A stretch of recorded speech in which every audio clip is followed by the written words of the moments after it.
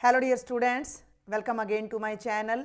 बेटा जी, class 10th के स्टूडेंट्स के लिए मैं आजकल प्रैक्टिस पेपर नंबर 1 का सॉल्यूशन करवा रही हूँ और इसके सेक्शन नंबर ए और बी यानी क और ख का सॉल्यूशन मैंने ऑलरेडी अपलोड कर दिया है और आज के लेक्चर में सेक्शन नंबर सी हम स्टार्ट करेंगे। देख लीजिए, ये है खंड ग सेक्शन नंबर सी। तीन तीन नंबर के 6 क्वेश्चन हैं विद 2 इंटरनल चॉइस, तो लगभग 8 क्वेश्चन मुझे आपको अब यहाँ पर समझाने हैं। तो हम स्टार्ट करेंगे। उससे पहले कहना चाहूँगी कि जो बच्चे अभी तक सब्सक्राइब नहीं कर पाए हैं जल्दी से कर लें और नोटिफिकेशन बेल को ऑन कर दें ताकि मेरा लेक्चर का मैसेज आपको डायरेक्ट मिल जाए। और अगर लेक्चर हेल्पफुल लगे तो अपने फ्रेंड्स को शेयर ज़रूर कर दीजिएगा। सेक्शन नंबर सी से हम स्टार्ट करेंगे। देख लीजिए, this section consist of 6 questions of 3 marks each. कई बच्चे मुझे कहते हैं कि मैम इंग्लिश मीडियम के लिए, तो ये आप देख सकते हैं कि दिस पेपर इज़ बाइलिंगुअल। ये HBSC के लिए है, Haryana board of school education. लेकिन अगर आप इन क्वेश्चंस को देखते हो, क्वेश्चंस का लेवल देखते हो, तो ये सभी क्वेश्चंस आपको CBSE के सैम्पल पेपर्स में भी मिल जाएंगे। तो कोई भी बोर्ड का स्टूडेंट इनसे अपना बेनिफिट उठा सकता है। क्लियर है। और बाइलिंगुअल है, मैं कोशिश भी कर रही हूँ कि मैं बाइलिंगुअल करवाऊँ आपको। कुछ चीज़ें मैं साथ साथ बोल रही हूँ, कुछ चीज़ें मैं साथ साथ लिख रही हूँ, तो थोड़ा आप एडजस्ट करेंगे, थोड़ा मैं करूँगी। तो चलिए स्टार्ट करते हैं। क्वेश्चन नंबर 26, इसमें कोई चॉइस नहीं है। सिद्ध कीजिए कि 3 घटा 2 वर्गमूल 5 एक अपरिमेय संख्या है, जबकि दिया गया है कि वर्गमूल 5 अपरिमेय है। हमें ये पहले से बता दिया गया है कि वर्गमूल 5 तो अपरिमेय है। अब तुम बताओ कि 3 - 2 वर्गमूल 5 अपरिमेय है या नहीं। Prove that 3 - 2 √5 is an irrational number given that √5 is an irrational number. Clear है कि अगर √5 इरेशनल है तो प्रूव करो कि 3 - 2 √5 भी इरेशनल होगा। तो क्वेश्चन नंबर 26 में हमें क्या दिया गया है कि वर्गमूल 5 एक अपरिमेय संख्या है। ठीक है, इस बात को आप लिखेंगे क्योंकि ये 3 नंबर का क्वेश्चन है। इंग्लिश मीडियम वाले लिख देंगे √5 is an irrational number. Clear हो गया। अब आपने प्रूव क्या करना है कि 3 - 2 √5 को, इस नंबर को आपने इरेशनल दिखाना है। तो इन क्वेश्चंस को हम कैसे करते हैं? कॉन्ट्राडिक्शन से करते हैं। हमने मान लिया कि भैया 3, देखो 2 ही बातें होंगी। ये एक रियल नंबर है, रियल नंबर या तो परिमेय होता है या अपरिमेय।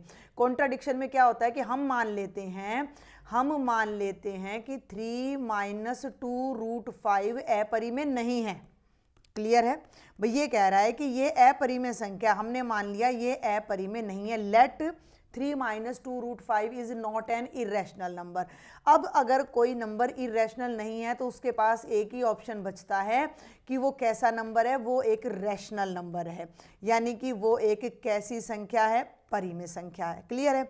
जो नंबर अपरिमेय नहीं होगा वो परिमेय होगा, और जो भी नंबर परिमेय है, जो भी नंबर रैशनल है, that can be written in the form of A/B, यानी परिमेय संख्या को हम A/B P/Q की फॉर्म में लिख सकते हैं, जिसमें B कभी भी 0 नहीं होगा, ध्यान देना है। और A और B सह अभाज्य होंगे, को प्राइम होंगे, उनका साझा गुणनखंड केवल 1 होगा। A और B सह अभाज्य हैं। क्लियर हो गई यहाँ तक बात आपको?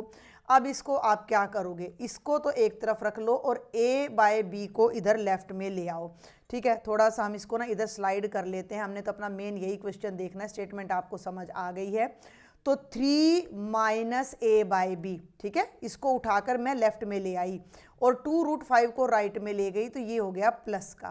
पहले लेफ्ट में LCM ले लो B, तो बेटा ये बनेगा 3B - A is equal to 2 √5। Clear हो गया। इस 2 को यहाँ से उठाओ और लेफ्ट में ले आओ, तो ये एक्सप्रेशन आपका बनेगा 3B - A/2B is equal to √5। अब आपने इसको स्टडी करना है। हाँ, ये एक बात और रह गई यहाँ पर। आप एक बात और लिखोगे कि A व B पूर्णांक हैं। इसको जल्दी से मैं इंग्लिश में और ट्रांसलेट कर देती हूँ। A/B is not equal to 0। A and B are coprime integers. English medium वालों को तो केवल एक ही लाइन लिखनी है कि A and B are coprime integers. Integers भी हैं और को प्राइम भी है, यानी उनका साझा गुणनखंड 1 है। अब ये देखो कि A व B क्या हैं? पूर्णांक हैं। A और B पूर्णांक हैं या इंटीजर हैं? जब वो इंटीजर हैं और जिसमें B तो 0 है नहीं, B तो 0 है नहीं, तो ये जब भाई b पूर्णांक है, b को 3 से गुणा करोगे तो 3b भी पूर्णांक आएगा, उसमें से a घटाओगे तो वो भी इंटीजर आएगा, और उसको 2b से डिवाइड करोगे तो जब पूर्णांक को पूर्णांक से भाग करोगे, जब इंटीजर को इंटीजर से डिवाइड करोगे तो वो कैसी संख्या आती है? परिमेय संख्या आती है। रैशनल नंबर की क्या पहचान होती है कि a number which can be written in the form of p by q, q is not equal to 0 and p and q are integers. वो नंबर जो p बटा q की फॉर्म में लिखा जा सकता है, q 0 नहीं होना चाहिए, p और q परिमेय होने चाहिए, p और q पूर्णांक होने चाहिए, तो इस तरह का नंबर परिमेय संख्या कहलाता है। तो ये ऊपर वाला नंबर हर इस बात को सिद्ध कर रहा है। इसका मतलब ये जो संख्या है ये कैसी आ गई? परिमेय संख्या आ गई। तो अब आप इस बात को कैसे लिखोगे कि क्योंकि a और b पूर्णांक है और b नॉन जीरो है तो 3b माइनस a बटा 2b एक कैसी संख्या हो गई? परिमेय संख्या। ये एक कैसी संख्या हो गई? परिमेय। This is a rational number. लेकिन ये तो √5 के इक्वल है, और बुक वाले ने हमें पहले ही बोल दिया कि √5 इर्रेशनल है यानी अपरिमेय है, लेकिन वर्गमूल 5 अपरिमेय है। अब लॉजिक को पकड़ना, वर्गमूल 5 अपरिमेय है तो ये जो रिजल्ट है इसके राइट साइड में तो इरेशनल है, लेफ्ट साइड में रैशनल है। राइट में अपरिमेय है, लेफ्ट में परिमेय है, और परिमेय और अपरिमेय कभी भी बराबर नहीं हो सकते। क्लियर है? तो ये कॉन्ट्राडिक्शन आ गई भाई। √5 इसके इक्वल आर और ये परिमेय जबकि √5 अपरिमेय, तो कॉन्ट्राडिक्शन है, अपवाद है। तो वो अपवाद कहाँ है कि जो मैंने स्टार्टिंग में यहाँ पर ये सपोज कर लिया था ना कि ये नंबर अपरिमेय है, ये नंबर इरेशनल है, वो रोंग है। तो हम यहाँ लिखेंगे कि इसका मतलब क्या हो गया कि इसका मतलब है कि हमारी कल्पना गलत है। क्या कल्पना की हमने कल्पना की कि 3 - 2√5 अपरिमेय नहीं है। इसका मतलब 3 - 2√5 इज एन इरेशनल नंबर, यानी कि ये नंबर तो भैया अपरिमेय है ही। क्लियर हो गई बात? थोड़ा सा एक ही फ्रेम में करके मैं दिखा देती हूँ पूरे क्वेश्चन को कि मैंने सपोज कर लिया कि ये इरेशनल नहीं है। भाई इरेशनल है तो प्रूव करने के लिए कुछ है ही नहीं।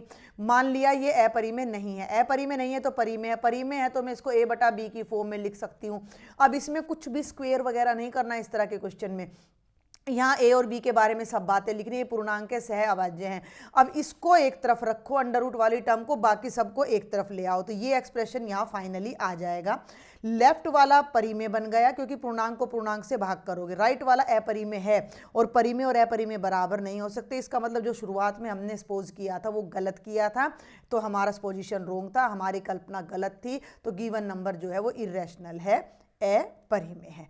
तो ज़्यादा मुश्किल नहीं है, मैं थोड़ा डिटेल में समझा देती हूँ। कई बच्चे शायद इस चीज़ से बोर भी हो जाते हैं कि आप बहुत डिटेल में बताते हो, लेकिन हर बच्चे को एक ही बार में समझ में नहीं आता है और मुझे सबका ध्यान रखना है। ठीक है, चलिए क्वेश्चन नंबर 27 पर आ जाइए।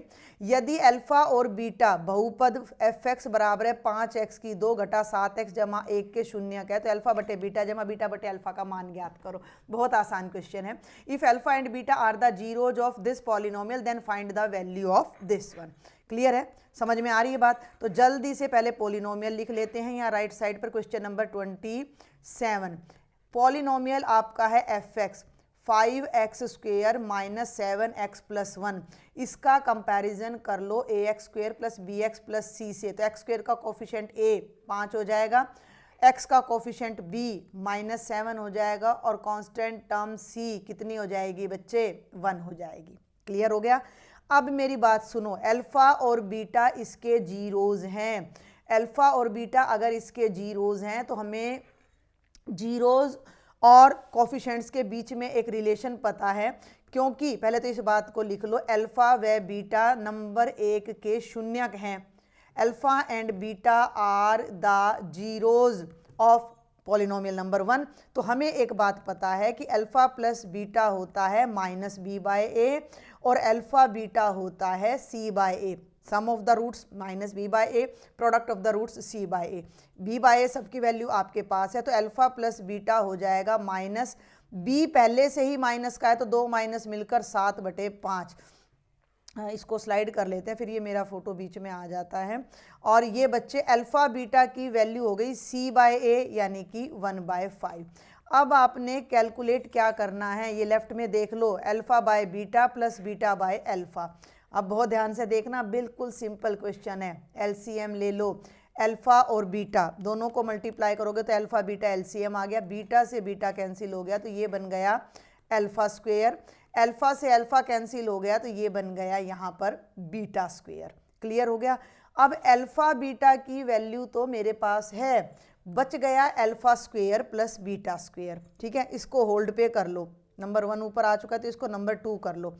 अब आपको एक छोटा सा फॉर्मूला पता होना चाहिए, अगर नहीं भी पता है तो आप क्या करो, alpha square plus beta square निकालना है मैंने। इस alpha square plus beta square में 2 अल्फा बीटा जोड़ दो और 2 अल्फा बीटा माइनस कर दो, कोई फर्क नहीं पड़ेगा।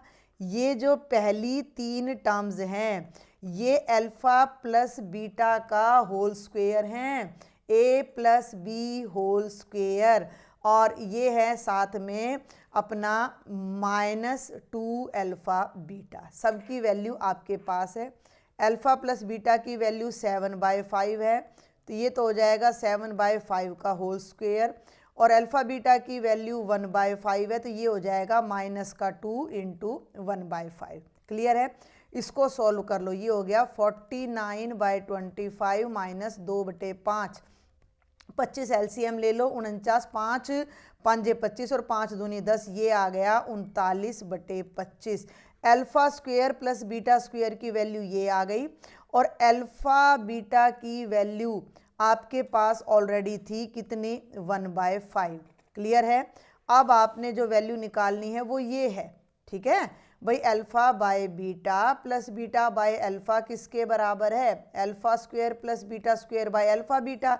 इसकी वैल्यू आ रही है अपनी 39/25, ऊपर वाली वैल्यू आ रही है 39/25, और नीचे वाली वैल्यू थी 1/5। नीचे वाली वैल्यू कितनी थी, 1/5। तो दोनों को सॉल्व कर दीजिए, 39/25 × 5/1, 5 5 25 और 39/5 अपना आंसर आ जाएगा इस वैल्यू का।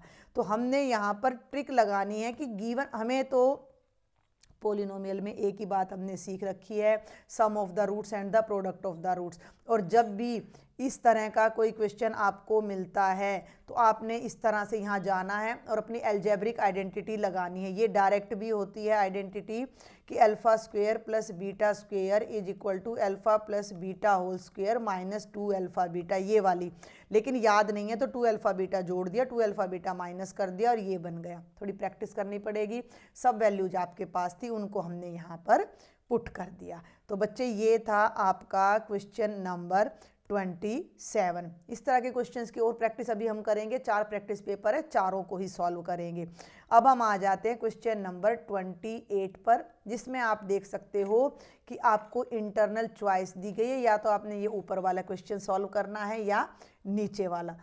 अब देखते हैं बेटा क्वेश्चन नंबर 28। ग्राफ द्वारा जांच कीजिए कि समीकरण युग्म x = 3y = 6, समीकरण मैं यहाँ लिख लेती हूँ, और दूसरा है 2x - 3y = 12 संगत हैं। बात सुन लो, ग्राफ से पता लगाना है कि संगत हैं या नहीं है। यदि हाँ तो ग्राफ द्वारा ही हल करो। Check graphically whether the pair of equations is consistent, if so solve them graphically. तो हमें कुछ नहीं करना, हमें इन दोनों का ग्राफ बनाना है। हम कर रहे हैं क्वेश्चन नंबर 28। तो इसको साइड में स्लाइड कर देते हैं, और भैया ये हो गया क्वेश्चन नंबर 28, ये हो गई इक्वेशन नंबर 1, ये हो गई इक्वेशन नंबर 2। इक्वेशन नंबर 1 में x को 0 पुट करो, ध्यान देना, तो ये बनेगा 0 + 3y = 6। 6 को 3 से भाग करेंगे तो y की वैल्यू 2 आ जाएगी।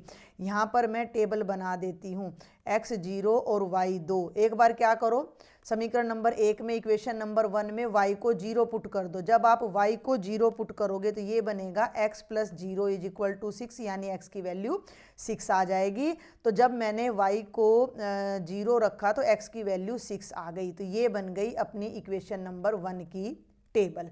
अब मैं पिक कर लेती हूँ इक्वेशन नंबर 2, ठीक है, जो कि है 2x - 3y = 12। अब इसमें भी हम क्या करेंगे, एक बार x को 0 रख देंगे, x को 0 रखेंगे तो ये बनेगा 0 minus 3y is equal to 12। तो y की वैल्यू 3 चौके 12, माइनस प्लस माइनस तो -4 हो जाएगी। इसको मैं यहाँ ब्लू कलर से बना रही हूँ। तो जब मैंने x को 0 लिया तो y -4 हो गया। फिर मैं ले लेती हूँ इसमें y को 0, इसी इक्वेशन में देखना, तो ये बनेगा 2x minus 0 is equal to 12। 2 से 12 को डिवाइड करेंगे तो x की वैल्यू 6 आ जाएगी, x 6 और y 0। ठीक है, अब इनका हम ड्रॉ करेंगे ग्राफ। तो ग्राफ ड्रॉ करने के लिए आप यूज करोगे स्केल एंड पेंसिल। क्लियर है? जितनी क्लैरिटी होगी उतने अच्छे मार्क्स आपको मिलेंगे। X axis, y axis, y की वैल्यू नेगेटिव तक भी जा रही है तो एक्स की वैल्यू 6 तक, 1 2 3 4 5 6 7 8। क्लियर है? 1 2 3 इक्वल इंटरवल पर आपने मार्क करना है, 1 2 3 4 5 6, जहाँ तक ज़रूरत है बस वहीं तक लेना। वाई में नेगेटिव तक जा रहा है तो -1 -2 -3 -4 -5, ये -4 पे कर दिया मैंने और 2 3 यहाँ कर दिए। ये एक्स डैश है। पहले हम इसका ग्राफ खींचते हैं येलो वाले का, येलो से ही लेते हैं। x0 y2, क्लियर है?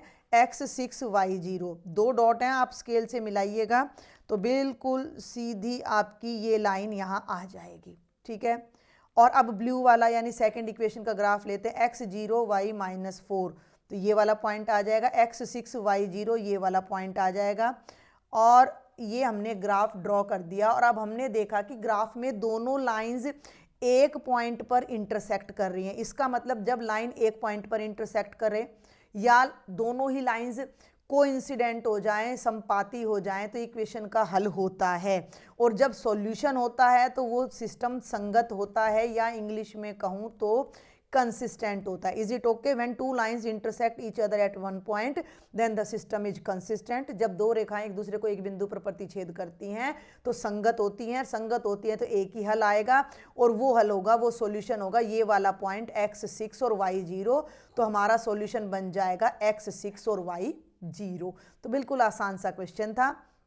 अब इसी में आपको एक इंटरनल चॉइस दी गई है, उसको देखते हैं। ठीक है, इसको थोड़ा ऐसे कर लेते हैं और इंटरनल चॉइस वाला क्वेश्चन देखते हैं। दो संख्याओं के बीच का अंतर 26 है। क्लियर है? मान लो एक number, the difference between two numbers is 26। मान लिया एक नंबर x है, दूसरा y है, तो भैया क्या हो गया, x minus y is equal to 26। अब ध्यान देना है, एक संख्या दूसरी संख्या का 3 गुना है, उन्हें खोजें। One number is 3 times the other, एक नंबर दूसरे का तिगुना है, तो हमने मान लिया कि जो x है वो y से तिगुना है। x बड़ा है तभी x में से मैंने y को घटाया है, तो x बराबर है 3y आ गया। अब आप इसको चाहो तो 3y को लेफ्ट में ले आओ, 3y, ये तो आपकी बन गई इक्वेशन नंबर 1। अब 3y को लेफ्ट में ले आओ तो x माइनस 3y बराबर है 0, ये बन गई इक्वेशन नंबर 2। अब इसको आप एलिमिनेशन मेथड से सॉल्व करो या सब्स्टिट्यूशन से करो, किसी से भी करो, बिल्कुल आसान है। मैं सब्स्टिट्यूशन से कर देती हूँ। मैं x को यहाँ रखती हूँ, 3y को राइट में ले जाती हूँ। x की वैल्यू आ गई 3y, इस वैल्यू को पहली इक्वेशन में पुट कर देते हैं। पहली इक्वेशन है x minus y is equal to 26, 3y minus y is equal to 26, 3y में से y गया, 2y बराबर है 26, दोनों तरफ 2 से डिवाइड करोगे तो y की वैल्यू आ गई 13। y की वैल्यू को यहाँ पुट करोगे तो x की वैल्यू आ जाएगी 3 गुना 13, यानी x की वैल्यू आ गई 39, y की आ गई 13। 39 13 से तिगुना है, 13 39, और 39 में से 13 को माइनस करोगे तो 26 आएगा। इसका मतलब हमारा आंसर सही है। आंसर की लास्ट में आप ऐसे समरी करके जरूर लिख दिया करो। तो ये पार्ट आपका कंपैरेटिवली आसान ही है। आगे बढ़ते हैं, लेट्स सॉल्व क्वेश्चन नंबर 29। केंद्र O वाले वृत्त पर एक बाह्य बिंदु T से दो स्पर्श रेखाएं TP और TQ खींची गई हैं। यहाँ भी मैं इंग्लिश में रीड कर देती हूँ। Two tangents TP and TQ are drawn to a circle with centre O from an external point T। भैया एक सर्कल है, उस सर्कल का सेंटर यानी केंद्र का नाम O है, उसके बाहर एक बिंदु है T जिससे उसके ऊपर दो टेंजेंट्स ड्रॉ किए गए हैं। ठीक है, ये सर्कल है जिसका सेंटर का नाम है, केंद्र का नाम है O। बाहर एक बिंदु T है, T से यहाँ पर दो स्पर्श रेखाएं खींची गई हैं, एक का नाम है TP और भैया दूसरे का नाम है बच्चे TQ। दोनों स्टेटमेंट में हिंदी इंग्लिश मीडियम में यही सब आपको गिवन है। क्लियर हो गया? सिद्ध कीजिए कि, यहाँ लिखकर मैं साइड में कर दूंगी स्टेटमेंट को, कि angle PTQ is 2 times of angle O P Q. ये हमने प्रूव करना है, angle P T Q is 2 times of angle O P Q. दिया है, सिद्ध करना है वगैरह आप अपने आप लिख लीजिएगा। ये मैंने यहाँ डायरेक्ट लिख दिया है, सिद्ध करना है, टू प्रूव। क्लियर है? ये वो रिजल्ट है जो हमने प्रूव करके दिखाना है। लिखेंगे क्या कि there is a circle with centre O, T is an external point, T P and T Q are tangents. Hindi medium वाले क्या लिखेंगे कि ओ केंद्र का एक वृत्त है जिसके बाह्य बिंदु टी से दो स्पर्श रेखाएं टी पी और टी क्यू खींची गई हैं। अब देखो पी टी क्यू, पी ये है, टी ये है, तो इसको हमें मिलाना, पी टी क्यू की बात कर रहा है, तो ये वाला एंगल, ये वाला एंगल ओ पी क्यू का डबल है। तो मैं अब जो है ओ पी क्यू, ये ओ और ये पी और ये क्यू, अभी एंगल तो नहीं बना, तो इसके लिए अब आप यहाँ क्या करोगे, पी को क्यू से ज्वाइन करोगे, तो इस एंगल से ये येलो वाला एंगल डबल है।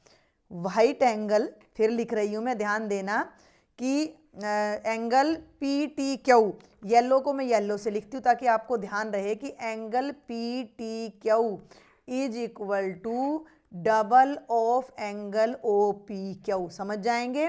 वाइट एंगल से जो मेरा येलो वाला एंगल है वो डबल है, ये हमने प्रूव करना है। मैं आपको सजेस्ट करूँगी कि भैया आप इनको ना x या y मान लो, कि माना एंगल ओ पी क्यू क्या है, x है। क्लियर है कि इस एंगल को मैंने क्या मान लिया, थोड़ा आसान रहेगा हमें प्रूव करना, तो हमें इसको 2x दिखाना है, ये मेरा प्रूफ है। मैं क्या करती हूँ कि t को o से ज्वाइन कर देती हूँ, t को मैं o से ज्वाइन कर देती हूँ। एक मिनट के लिए इसको थोड़ा सीधा लाइन ले लेते हैं। हाँ जी, अब देखेंगे o को मैंने ज्वाइन कर देना है यहाँ t से। क्लियर हो गया? और बल्कि इससे पहले ज्वाइन भी ना करो, उससे पहले देखो कि ये जो ट्राइंगल है ओ पी क्यू, देखो एक बार फिर से मैं यहाँ डायग्राम बना रही हूँ, ये सेंटर है और ये आपकी दो स्पर्श रेखाएं जा रही हैं। थोड़ा समझने की कोशिश करिएगा, बहुत ही आसान प्रूफ है इसका। तो ये P है, ये Q है और ये OPQ है। तो ये एंगल अगर X है तो ये एंगल भी आपका X होगा। आप ले लो त्रिभुज OPQ में OP और OQ दोनों इक्वल हैं, क्योंकि दोनों ही वृत्त की त्रिज्याएं हैं। जो OP है और जो OQ है दोनों बराबर हैं, दोनों ही त्रिभुज की त्रिज्या हैं। और किसी त्रिभुज के अगर दो भुजाएं बराबर हो तो उनके सामने वाले कोण भी बराबर होते हैं। अगर आइसोसेलेस ट्रायंगल की दो साइड्स इक्वल है तो उनके अपोजिट एंगल्स भी इक्वल होते हैं। जब OP की लेंथ और OQ की लेंथ इक्वल है तो ये वाला एंगल x है, तो ये वाला एंगल भी कितना हो जाएगा, x हो जाएगा।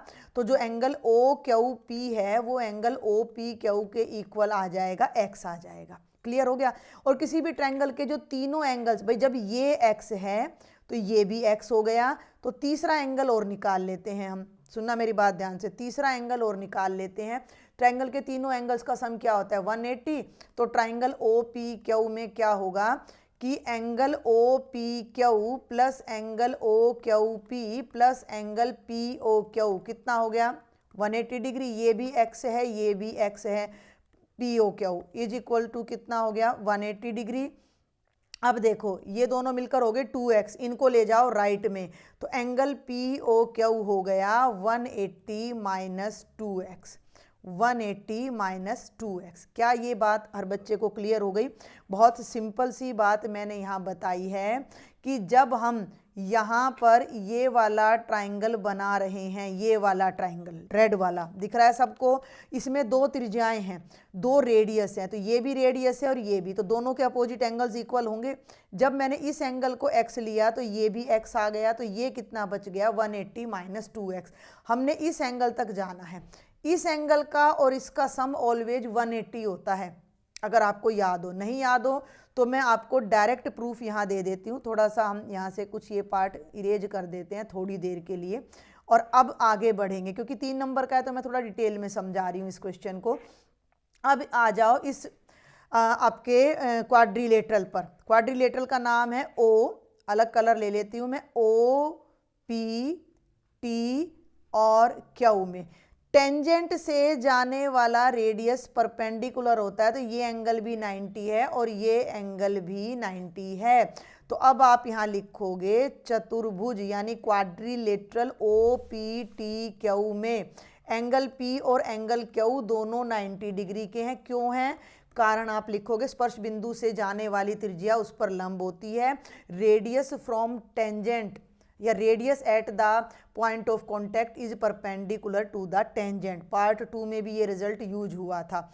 और ये एंगल अभी अभी मैंने आपको निकाला है, कितना है 180 माइनस 2x, ये आ रहा है।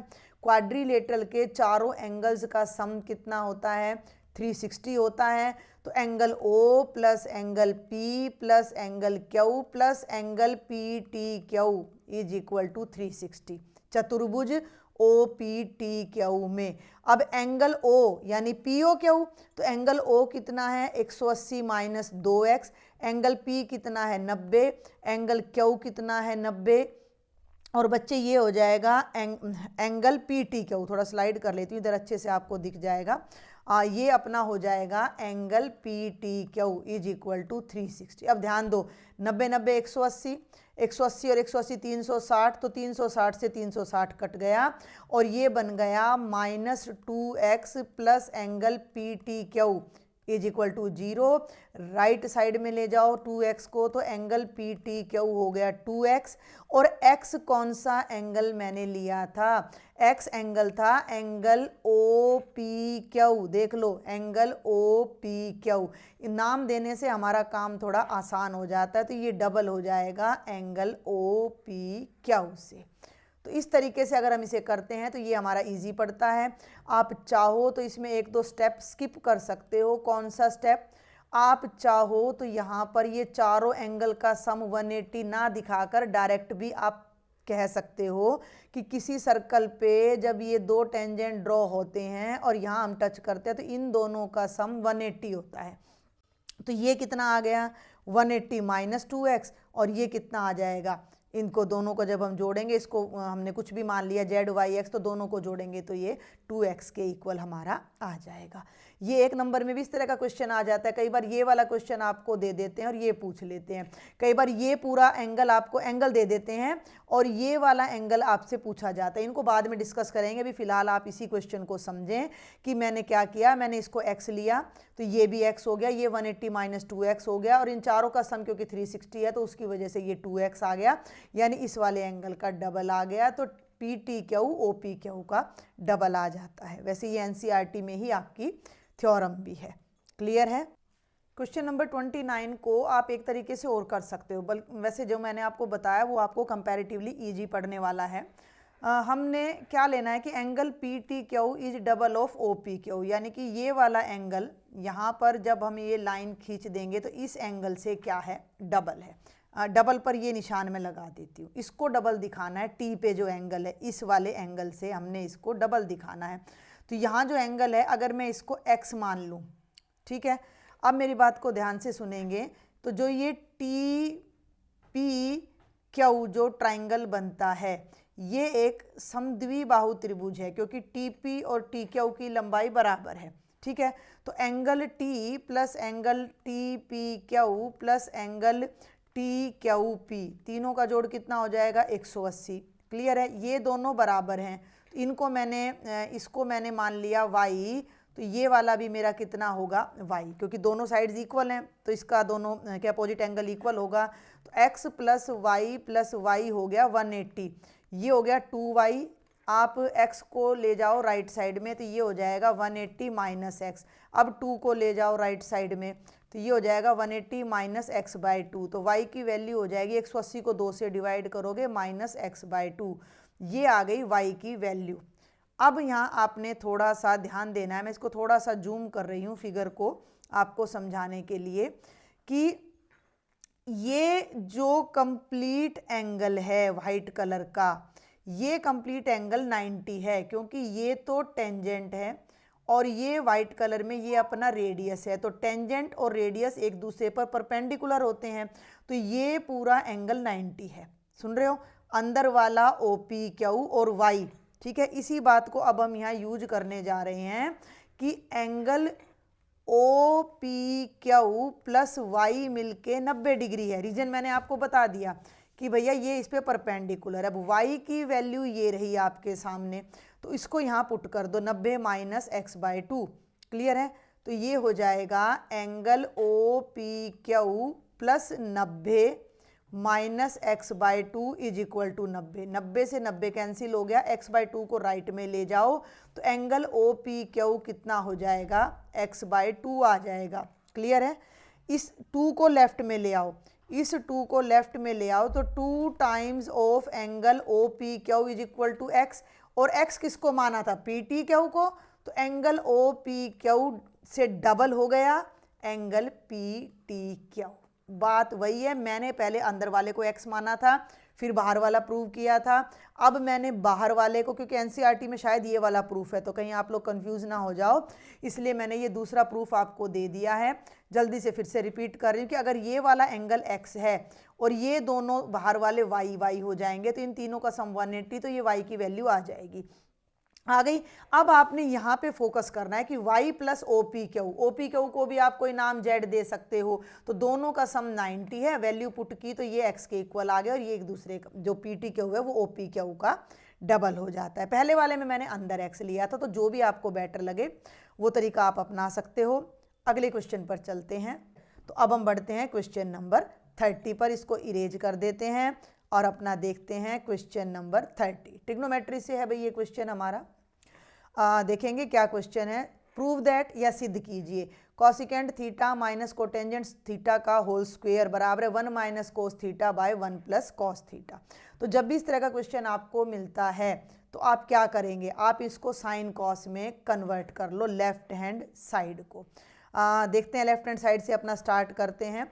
तो लेफ्ट हैंड साइड थोड़ा सा स्लाइड कर लेते हैं, ब्लैक स्क्रीन अपना ले आते हैं और बच्चे ये आ गया left hand side cosecant theta minus cotangent theta whole square, ये बन गया 1 बाय साइन थीटा, और ये बहुत आसान क्वेश्चन है, by 1 cos theta by sine theta whole square. कोई दिक्कत नहीं यहाँ तक। एलसीएम ले लो ब्रैकेट के अंदर साइन थीटा को, तो ये बनेगा 1 माइनस कॉस थीटा का होल स्क्वायर। अब थोड़ा सा दिमाग लगाना है, दोनों स्क्वायर को अलग अलग कर दो। 1 माइनस कोस थीटा का स्क्वायर ऊपर कर दो और नीचे कर दो साइन स्क्वायर थीटा। अब आपके पास एक आइडेंटिटी होती है कि sine square theta plus cos square theta is equal to 1, और साइन कोस स्क्वायर थीटा को अगर मैं राइट में ले जाऊं तो ये हो जाता है 1 माइनस कॉस स्क्वायर थीटा। तो इस आइडेंटिटी को भाई मैं यूज करने जा रही हूँ डिनोमिनेटर में। ऊपर तो हो गया 1 माइनस कोस थीटा का होल स्क्वायर और नीचे आ गया 1 माइनस कॉस स्क्वायर थीटा। इसे मैं ऐसे भी लिख सकती थी 1 square minus cos square theta. अब मैं यहाँ पर एक और आइडेंटिटी, इस आइडेंटिटी को आप यहाँ मेंशन कर देना ऐसे करके, एक और आइडेंटिटी अब मैं यहाँ यूज करने जा रही हूँ। कौन सी? कि A square minus B square is equal to A minus B into A plus B. कहाँ यूज करूँगी? यहाँ डिनोमिनेटर में। तो देखो अब न्यूमरेटर को तो मैं एज इट इज लिख दूंगी और डिनोमिनेटर में मैं क्या करने जा रही हूँ, ये बन जाएगा 1 माइनस कॉस थीटा इंटू में 1 प्लस कॉस थीटा। अब देखो ऊपर 1 माइनस कोस थीटा का स्क्वायर है तो एक 1 माइनस कोस थीटा से ये नीचे वाला 1 माइनस कोस थीटा कैंसिल हो जाएगा, ऊपर बच जाएगा 1 माइनस कोस थीटा, नीचे आ जाएगा 1 प्लस कोस थीटा, और ये आपकी राइट हैंड साइड आ जाएगी। बिल्कुल सिंपल सा क्वेश्चन था, कुछ भी नहीं था, हमने सिर्फ लेफ्ट हैंड साइड को लिया, साइन कॉस में कन्वर्ट किया, एलसीएम लिया। बस यहाँ पर हमें थोड़ा सा अपना एफर्ट डालना है कि ये जो साइन है क्यों ना इसको कॉस में कन्वर्ट करके फिर अपनी आइडेंटिटी अप्लाई कर दें। तो आसान सा क्वेश्चन था। इस क्वेश्चन में आपको इंटरनल चॉइस दी गई है, ट्रिग्नोमेट्री में आपको इंटरनल चॉइस दी जा रही है। ये चैप्टर नंबर 9 से है जो चॉइस आ रही है, जो अभी हमने सॉल्व किया वो चैप्टर नंबर 8 से था। तो अगर आप चैप्टर नंबर 9 को अच्छे से कर लेते हो तो 8 को मे बी के आप स्किप कर सको। ठीक है, तो देखते हैं क्या कहता है। बहुत आसान है, आसान से ही है ये वाले। तो 15 मीटर लंबी एक सीढ़ी एक खड़ी दीवार के शीर्ष तक पहुंचती है। 15 metre long ladder just reaches the top of a vertical wall. कुछ समझें स्टेटमेंट को। ये एक वर्टिकल वॉल है ए बी, ये एक वर्टिकल वॉल है ए बी, और इस वॉल तक ये सीढ़ी पहुंच रही है ए सी। जिसकी लेंथ 15 मीटर है। क्लियर हो गया। यदि सीढ़ी दीवार के साथ 60 डिग्री का कोण बनाती है, अब ये बात ध्यान रखनी है, सीढ़ी दीवार के साथ, तो दीवार के साथ तो ये वाला एंगल है और ये एंगल कितने का है 60 डिग्री। तो दीवार की ऊंचाई ज्ञात करो। ये दीवार है, इसकी ऊंचाई h, मैंने कुछ लिखा नहीं है, आप लिखोगे। माना AB दीवार है, माना AB एक दीवार है और जिसकी ऊंचाई h मीटर है।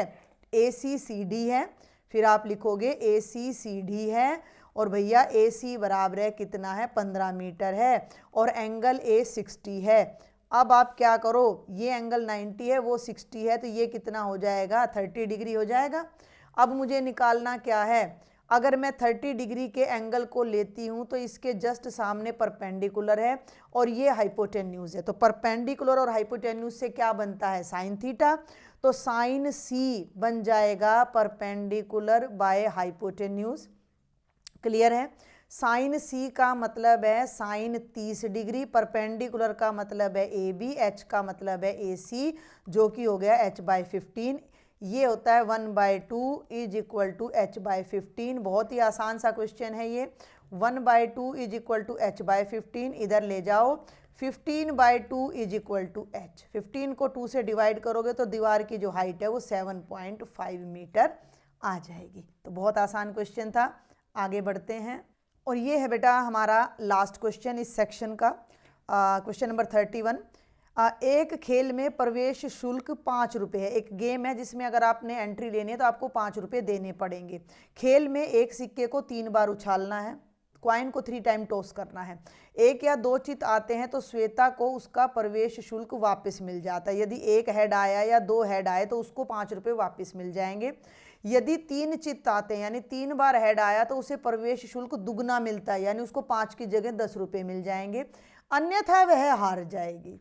एक सिक्के को 3 बार उछालने पर इसकी प्रायिकता ज्ञात करो कि वह अपना प्रवेश शुल्क हार जाती है, दुगना प्रवेश शुल्क प्राप्त करती है या केवल अपना प्रवेश शुल्क प्राप्त करती है।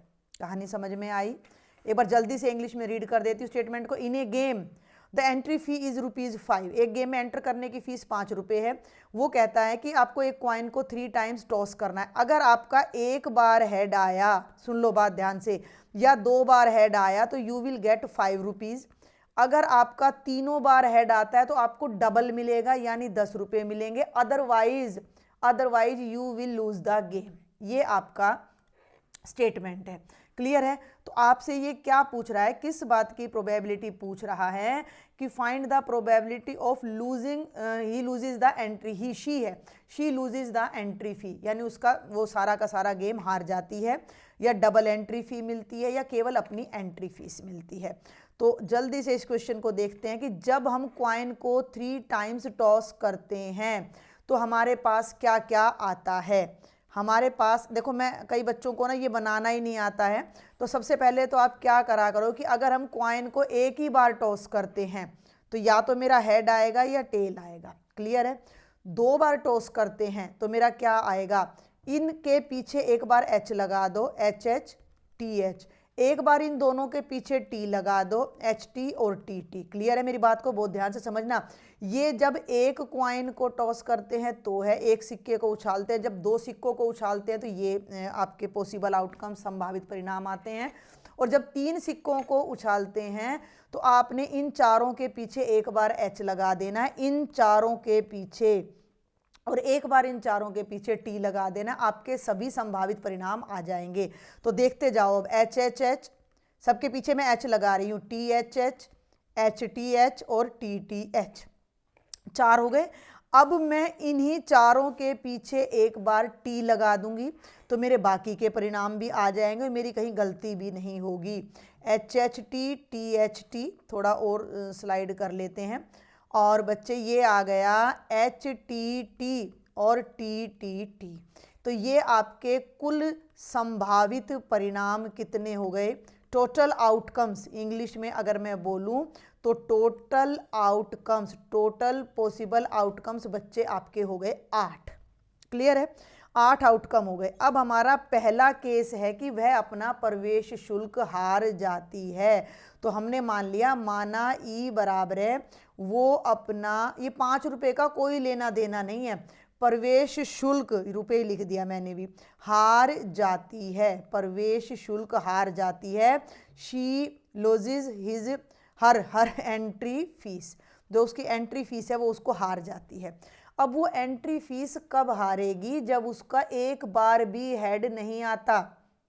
जब उसका एक बार भी हेड नहीं आता तो एक ही आउटकम है, ठीक है, एक ही आउटकम है। तो ई के पक्ष में परिणाम, ई के पक्ष में परिणाम यानी कि भाई वो उसको कुछ नहीं मिलेगा, जो पैसा उसने दिया वो उसका मतलब उसको वापस तो मिलना नहीं है।